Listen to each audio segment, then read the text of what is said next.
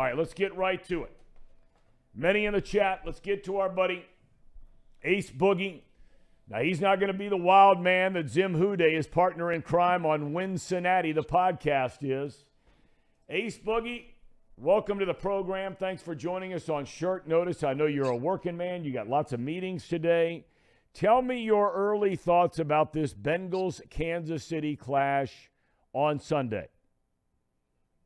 I feel very good about it, and I think that the Bengals should feel very confident about it. This is a team that they're very familiar with, and now you have not only that, a Pat Mahomes that's coming into this game with one leg. I feel like they almost lost to the Jaguars, so I think things are definitely sliding in the Bengals' favor with this matchup as it's coming up. All right, now you are a guy that watches a lot of game film, all 22 stuff. You like to break stuff down. It's been noted the style of defense the Bengals have played against Kansas City in the past. They'll drop guys deep. They'll let them get their yards, but then really shut it down inside the red zone. Okay, that worked the last 3 times. Right. Conceivably, Mahomes is not going to be the guy that can run around a lot. I made note yesterday that he threw more passes outside the pocket than any quarterback in the NFL so far this year.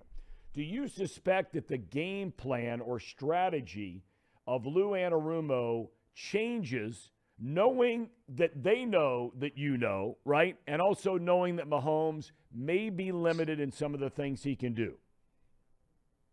Yeah, I definitely think that they will switch it up for sure. I think the Jags defensive coordinator, he did a misservice last week of not really sending that blitz and sending that pressure to test that ankle. I think Lou will. We saw Lou do some things against Josh Allen where he took some of the guys like Mike Hilton, gave them super depth on that, and still sent the blitz from that angle. I think that you'll see that for sure. I think that they'll still rush 4. I think that they'll drop 8. But I think when they get into the third downs, possibly the fourth downs, I think you will see them go after Pat Mahomes. Now, you don't really want to blitz Pat Mahomes, but that's 100% healthy Pat Mahomes. As you said, he gets out of the pocket. I don't think he can do that with the ankle. So I think that Lou and this defense definitely will test that ankle and definitely will send some pressure and switch it up.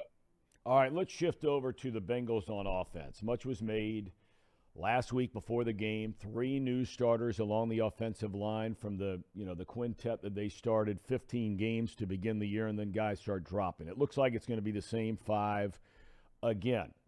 When you went back and we can look at Pro Football Focus, and they have their opinion on things, on how they grade players. What did you like? Let's start with Jackson Carman. What did you like about his game on Sunday? Jackson Carman was super physical. I think that that's something that really stuck out to me when you look at the film. The power that he played with, the way he was aggressive. He was what Frank Pollock said that he's looking for, a glass eater.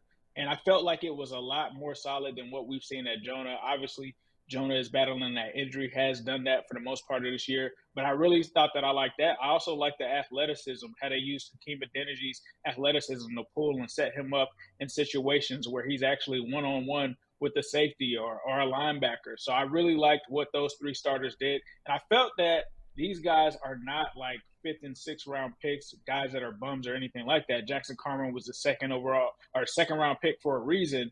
And, now he's back home at his natural position. Looks very comfortable. Could say the same about Hakeem Adeniji. Last year he was playing out of position. Now he's back at tackle. He looks more comfortable. So I think that all of those guys, even Sharpen, a lot of those guys looked a lot better on film. I know some people are going to say, hey, it was in the snow. I just think that these guys are focused. Frank Pollock has them playing the right way, and they're going to play AFC North football. It really reminds me very similar to the Browns a few years ago with the offensive line, where they just put their hands on you, mauled you, pancaking guys, being aggressive. And I think that we'll see that again this week from them. Now, we got differing opinions from a couple of our guests yesterday as to, the front 7 comparing Kansas City's defense to Buffalo's defense. Now, we're talking about without Von Miller, okay, because he didn't play last week. He's been out for a long time with an ACL injury. When you look at Buffalo's defense compared to Kansas City's defense, I don't care about the stats. I'm just curious, when you look at them, the easy thing to do, because of the stats, is to say that Buffalo's a better defense. Do you buy that? I don't buy that. I think Buffalo isn't the same defense. I mean, this was a team that let Skylar Thompson put up 20 something points on them. I think that the Chiefs actually have a slightly better defense. I think the rookie McBride is playing pretty good. I think that they also have another rookie corner over there that's playing pretty solid. Or McDuffie, I said McBride. McDuffie is playing well. I think when you look at the defensive line, I don't think Buffalo had a Chris Jones. So Chris Jones is playing at an all-pro level this year. I know we've had success against Chris Jones, but that's still a guy that you have to account for. You also have Carlos Dunlap as well. I think that they probably have a little bit of more of a dangerous defensive line. I'm not a believer in Frank Clark. I think that's one of the weak spots there.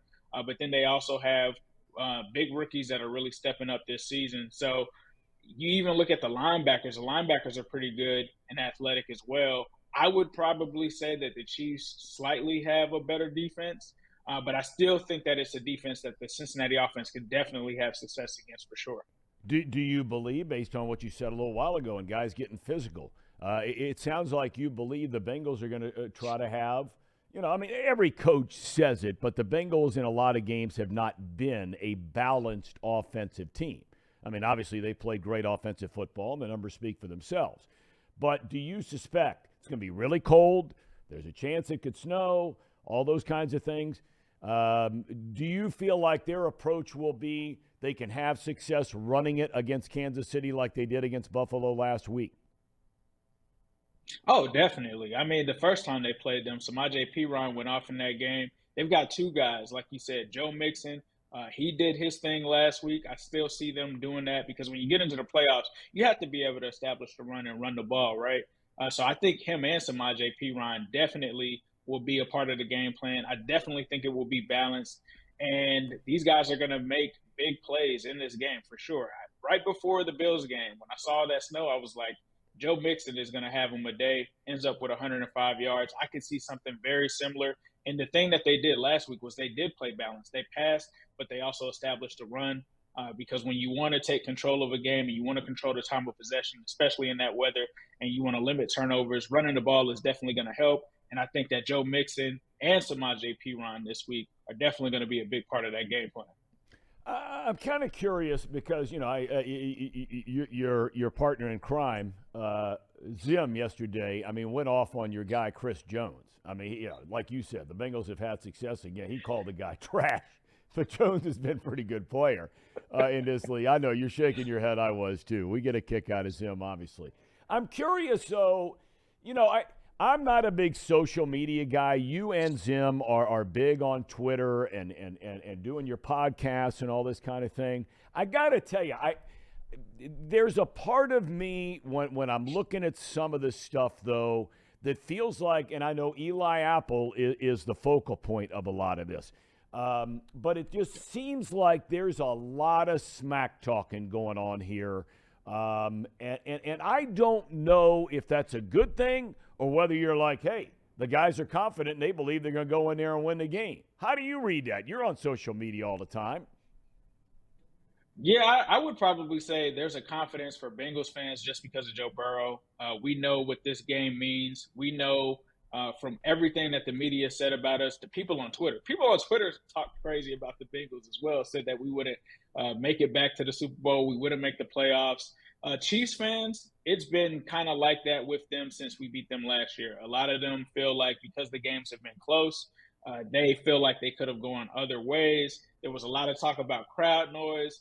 Now for them, they are looking at it as a revenge game. So there is a lot of trash being talked between the Bengals fans and the Chiefs fans. But there's also a respect there. Like, yeah, there is trash talk, but when you jump into these Twitter spaces and you kind of talk, there's a mutual respect because these two teams are the teams in the AFC, and there's a belief, even under the trash talk, that these teams are going to be duking it out possibly for the next decade, especially when you have Joe Burrow, Pat Mahomes. So, yeah, it's definitely going to be a lot of trash talking between the two teams. But I think it's more so from Bengals fans' aspect as confidence. The Chiefs fans, they feel like, this is going to be their time to get their revenge, but they're not really realizing that the Bengals are up for this game because we lost in the Super Bowl and they want to get back there. And with them being one game from out of that, man, I don't think that there's another team that wants it that bad.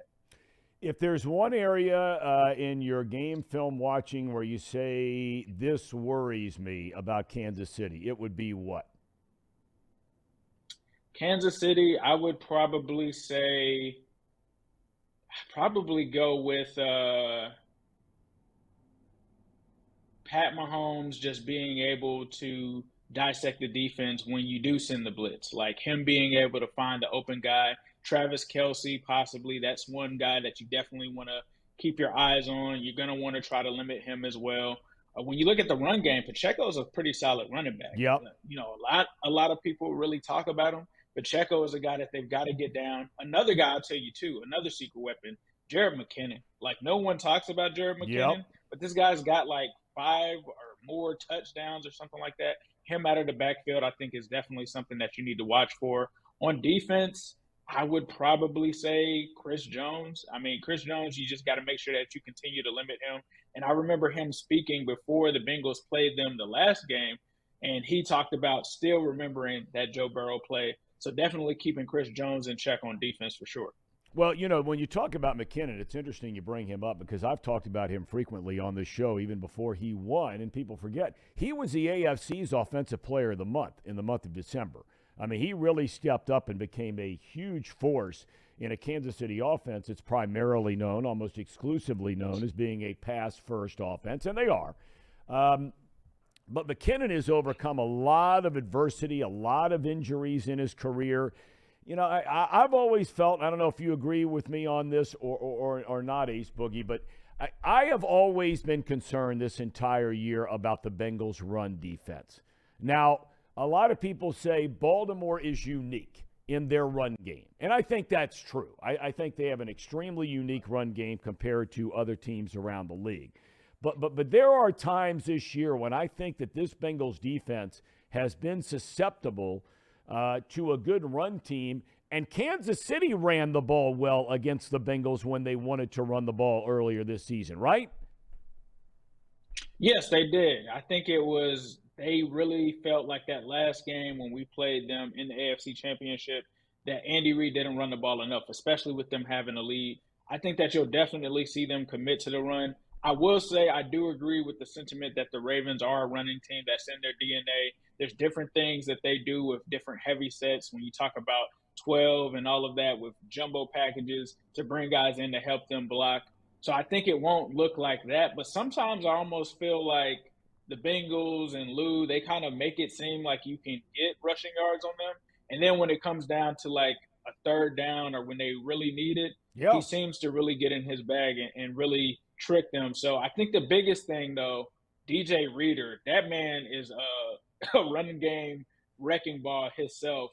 So I think once they've kind of fill it out, there will be opportunities, I think, like you said, and rightfully so, where the Chiefs may have some lanes to get some yards. But once the Bengals kind of figure them out and make those adjustments, I think that they'll be fine. And it really depends on if the Bengals try to get out to a lead in this game, it's almost going to force the Chiefs to really start to pass. So if this game is close, the run game is going to be a factor, and it is something that they're going to have to stop.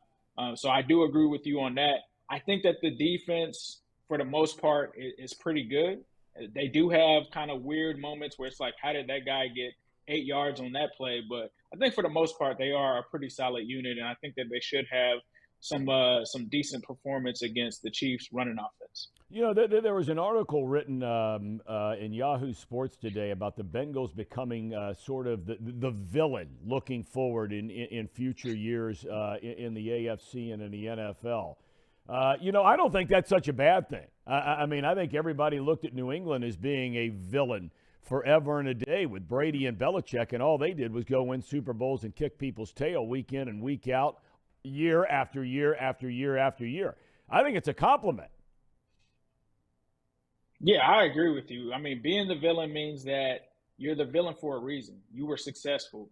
You're the team that everybody wants to beat. You're the team that no one wants to admit is that good. And I think that that's what the Bengals have become. You see the people talking about Eli Apple on Twitter, people that have attacked him and stuff like that. Then he kind of trolls them back a little bit. And then when all of this stuff went down with the seeding, nobody really cared outside of Bengals fans that they got the short end of that stick. So, yeah, I'm good with being the villain. It's fine, especially on Twitter, as you talked about earlier. Bengals fans, a lot of the other fans tried to call us delusional, thought we were too confident, too cocky. And really, it was just a belief in our team because we just watched this team from week to week, analyze them. We know how good they are. So I agree with you. Yeah, if you want to sign me up for being the Patriots, yeah, I'm good with that. I mean, how much hardware did they end up with? Yeah, a lot. Look, at the end of the day, Ace, I think you hit the nail on the head. I think the way we've watched this team this year, and we know the way it started out, the first 2 games, and then the way it's gone from there to only have lost 2 games since then, and they could have easily won one of those other 2 games, especially the Baltimore game. I mean, they got drilled against Cleveland, but that's Halloween night.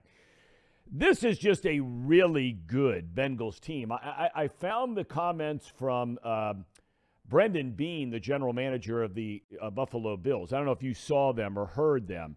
He came out and talked about it at length yesterday. Yeah, he said the Bengals, it's sort of dismissively, yeah, the Bengals are a good team, but they're not facing the challenges that we face. They have Burrow, they have Chase on rookie contracts, which is true. They don't have Allen and Diggs on rookie contracts. And he said, they had to really stink to be able to get those 2 guys where they got them in the draft. But it just seems like, there are a lot of people, for whatever reason, just looking to take shots at this team when at the end of the day, this is a really good team. And there are a lot of people out there that really like watching this team, not just the Bengals, but football fans across the country.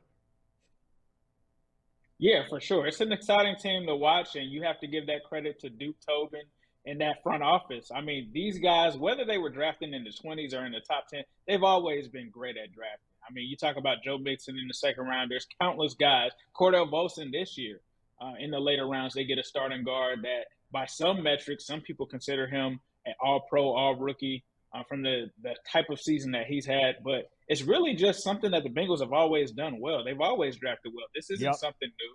I mean, when you talk about A.J. Green, you talk about Andy Dalton, no matter how you feel about those guys, they were great draft picks. Carlos Dunlap, like for me, it's just kind of an excuse. Like, yeah, you don't want to be top 5, but the Bengals have found plenty of talent outside of those guys. And the Bengals before that, they weren't drafting in the top 5 for majority of this decade and the past decade. So that was the first time with Joe Burrow that they'd had a number 1 overall pick since Carson Palmer. And then the top 5 pick with Chase. It's not like we're the Browns. It's not like we were picking multiple first-round picks and in the top 5 every year. Like, that's not what this team is. This team is very exciting. I think, like you said, Joe Burrow and Jamar Chase, they're some of the biggest guys that connect with the youth.